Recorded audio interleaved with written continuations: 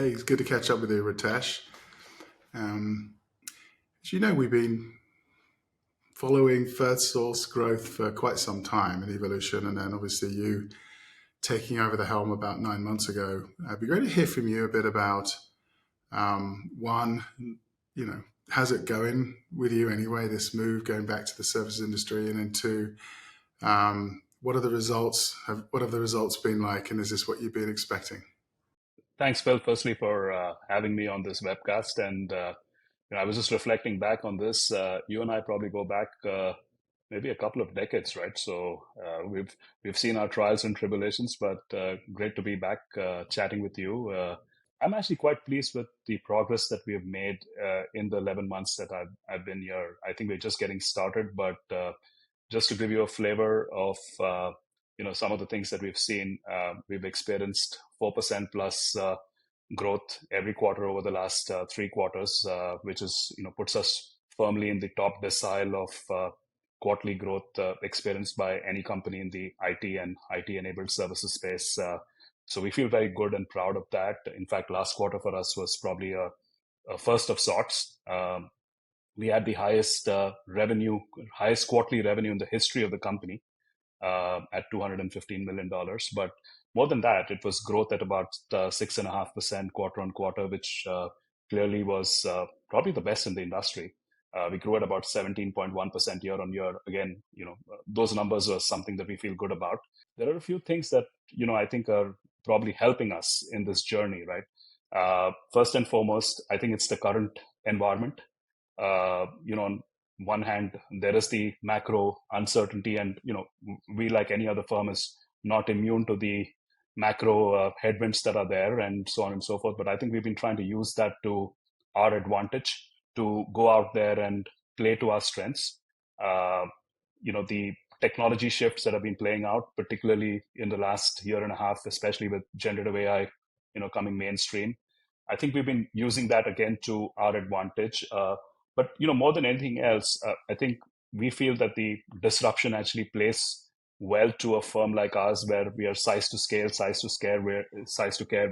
We're in that nice sweet spot where we're not too small that we don't get a seat at the table. We're not too large where the sins of scale come back to bite us.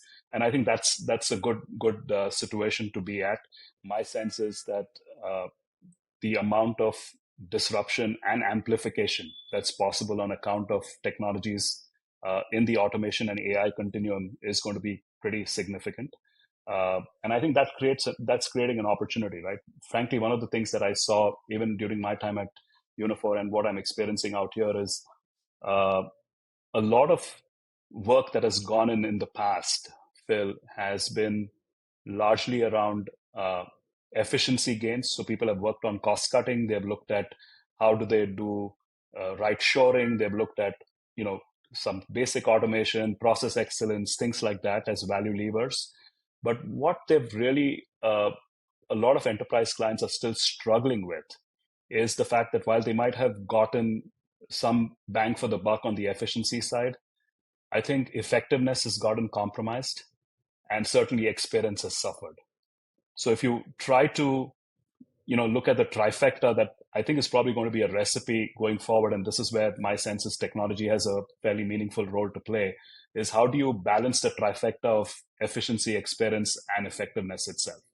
Exactly. I mean, we talk about this human AI equation, and we're looking a lot at what I think is really being termed as agentic AI, which is where if you source people now, you're sourcing people who have leveraged their capabilities with Gen AI. So you've almost got an augmented human approach to services. How are you seeing this play out in the CX domain? And how many of these recent deals you've signed built in this element of a human AI balance? So first and foremost, I'd qualify this by saying that all the deals that we're doing today on the CX side have a have a human AI blend that is reflected in the way we're looking to transform the way the operations are run. And that's not just on the CX side, but 50% of our business is on the back office side. So even out there, we're seeing where AI can play a meaningful role to transform the way some of the processes and operations are run. Uh, But some of this starts even more ground up, right? I think we're trying to create an environment where people are not afraid of what AI is to bring to bear, and that's a change management challenge within every organization. So we're trying to go to the fabric of what enterprises, including our own, is facing, and we're saying, look, can you get to embracing AI rather than running away from it? That's one part of it. Second is, how do you inject AI in the fabric of the organization in every aspect of what we end up doing, from the time we recruit to how we train? We're also trying to use some of the uh, uh, technologies that are available, particularly in terms of how we can deflect simple queries to self-service, which don't require an agent in the contact center to even have a role to play. To when something goes into the contact center, how can you actually provide the agent with the right information when he or she needs it? So some of these are areas where I think there's going to be opportunities that are there. But frankly, I think we're in the first half of the first innings, right, in terms of how this entire uh, AI landscape is evolving itself. And honestly, a lot of our enterprise clients today are still dealing with what they need to do at the front end, which is fix their data, right? Because most organizations don't necessarily have the data ready for AI. So the data readiness for AI is where I think we're spending a lot of time while trying to see how we can bring some of the benefits of some of these solutions that are available in the marketplace in our deals itself. Yeah. So, I mean, you've consciously stayed focused on a few specific domains, unlike, I think, the bigger players in your domain. How's that been working for you? And is that not limiting growth opportunity? Yeah. So Phil, I think from our vantage point, we've been very clear that we don't want to be everything to everybody. Uh, we've got our swim lanes very clearly defined. And this was frankly one of the things that actually attracted me to Firstsource when I was evaluating the opportunity last year, is the fact that we've chosen to limit the swim lanes in which we operate. We play in four industry verticals: financial services, healthcare, telecom, media, tech, and energy and utilities. And frankly, if you think about it, these four verticals in themselves cover about 75% of world GDP. So it's not a small addressable market that we're going after. But within those markets itself, what I think is creating the opportunity for us is the ability to be an inch wide and a mile deep. We're not trying to spread ourselves too thin, but instead double down on our investments in these verticals itself. So the nature of the conversation that we're having with customers is very different. We're able to solve very specific, hairy, complex problems for them. And I think that's creating differentiation for us in the marketplace. Frankly, from our standpoint, size and scale is not going to be the factor that determines how organizations end up being successful. It's going to be relevance. And as long as we have solutions that create that relevance and solves different problems for our customers, creating competitive advantage and differentiation for them in the marketplace, I think we'll be good.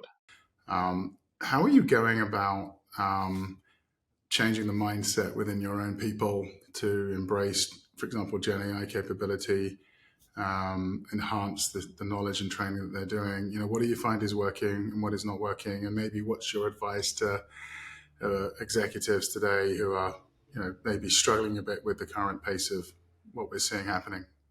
It's That's a great question, and I think my sense is this is still going to continue to evolve as the landscape around us continues to change. But I think if you take this break this into three cohorts, right?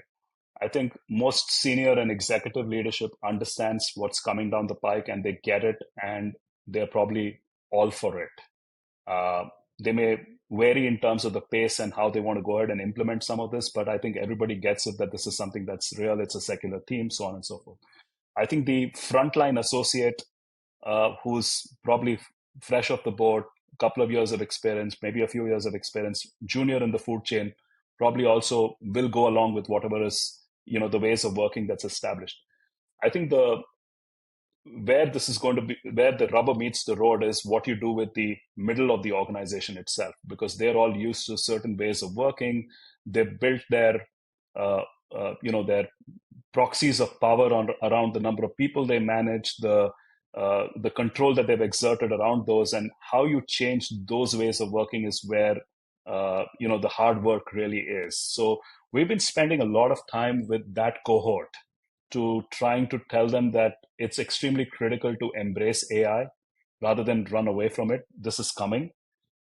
It's important for them to understand the impact of different technologies. So, for instance, as part of our learning curriculum, we have tried to ensure that these folks understand the specific implications of how uh, AI is going to impact their ways of working. We want to eventually, obviously, make sure that 100% of the workforce is AI enabled, but this is work in process, right? And my sense is that there will be some folks who will fall by the wayside. They will not necessarily understand what it takes, but there will be others who will, probably embrace this and try to make it come to life. But my advice to folks would be that you know try to make it as real as possible, right? I mean, showcase to people what the benefits of this are going to be, how it's going to amplify the way they're able to execute work, how it's going to create the opportunities for more human to human collaboration. And I think if you're able to do that uh, in a real world scenario rather than it being theoretical, I think people are likely to follow this more clearly. I think it's also important to be very transparent and direct. Yeah. So it's kind of drink your own champagne, change as an organization yourself, so then you can work with your clients. I mean, we've conducted, including with you guys, a series of enterprise conversations. And, while there's a lot of awareness, there's not a lot of action. But are you seeing a shift in mindset from clients in terms of how they view their partnerships moving forward? Are they getting away from this monolithic mindset of just sort of paying for headcount and same old, or are you generally evolving into some more value-based relationships beyond the old model? So close to about 60 to 65% of our business today is already outcome or contingency based or has some sort of a value based construct that's associated with it, right? For the different offerings that we have. And one of the things that I think, that being said, is playing out right now in the marketplace is, there's just a lot of unknown. Customers don't know what they don't know because the landscape around them is continuing to evolve at a very rapid pace. And number two, service providers aren't necessarily competing on an even keel. So it's not an apples to apples comparison. So what I think it is creating is an opportunity for service providers to be extremely innovative and talk about how they can be a trusted advisor, guiding customers in their journey to take them from point A to point B, sign up for a value-based construct and potentially underwrite outcomes. Well, this has been terrific, Ritesh. It's great to hear about this rapid growth journey you're on, especially during a time where it's been tough for a lot of the industry we're in. So it's been a bright light to see the success you've had so quickly within Firstsource, and I look forward to seeing how this continues to evolve. So it's been a pleasure to hear from you today. Likewise, Phil. Thank you for having me. And as always, very nice to talk to you.